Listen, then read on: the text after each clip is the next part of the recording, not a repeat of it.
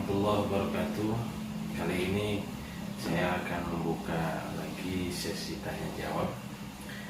Saya akan membacakan tanya jawab yang ada mengenai hak asuh anak bila mana ibu meninggal dunia. Assalamualaikum warahmatullahi wabarakatuh. Istri meninggal dunia dan anak usia 4 tahun. Selama 2 tahun anak diasuh ayah kandungnya. Ibu mertua dan ipar selang 2 tahun menikah lagi. Sekarang anak sudah 6 tahun. Antara ayah dan keluarga mertua sama-sama menginginkan anak tersebut.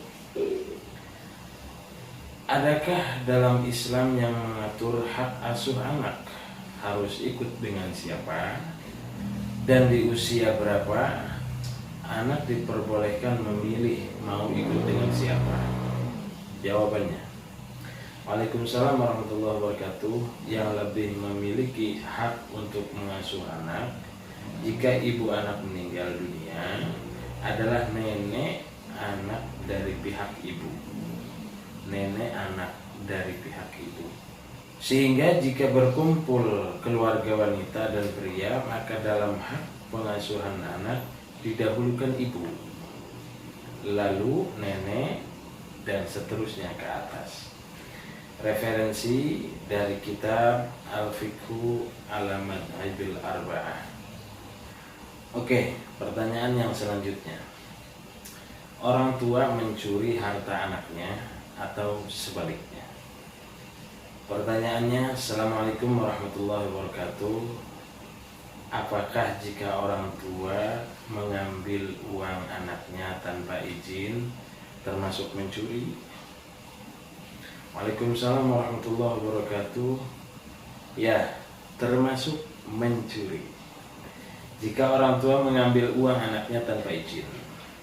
Hanya saja apabila orang tua mencuri harta anaknya ataupun sebaliknya, anak mencuri harta orang tuanya, maka tidak ada hukum had, tidak ada hukum had syarikoh, hukum mencuri. Berbeda dengan mencuri harta kerabatnya selain anak dan orang tuanya, seperti saudara, paman, keponakan, anak paman dan lain sebagainya, itu akan dikenai had syarikoh. Referensi dari kitab Al-Bayan fi Madhabil Imam Syafi'i.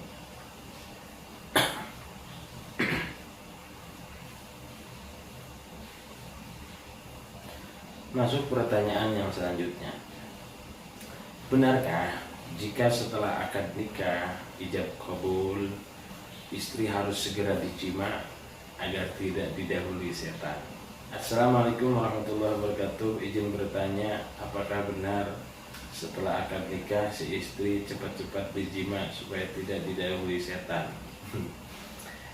Jawabannya, Waalaikumsalam warahmatullahi wabarakatuh. Tidak ada dalil yang jelas terkait statement sebagaimana pertanyaan di atas. Tapi ada riwayat jika suami tidak membaca doa ketika bersetubuh dengan istri, maka jin yang akan menyetubuhinya.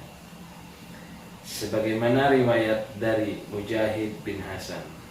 Yang benar, pasangan suami istri yang telah menikah tidak harus langsung kumpul. Boleh juga mereka tunda sesuai kesepakatannya. Dari Urwah, dari bibinya Aisyah radhiyallahu anha, beliau bercerita, anna Nabiy sallallahu alaihi wasallam tajawwajaha wa hiya bintu 7 sinin wa zuffat ilaihi wa hiya bintu 9 sinina wa la'ubuha ma'aha wa mata anha wa hiya bintu 18.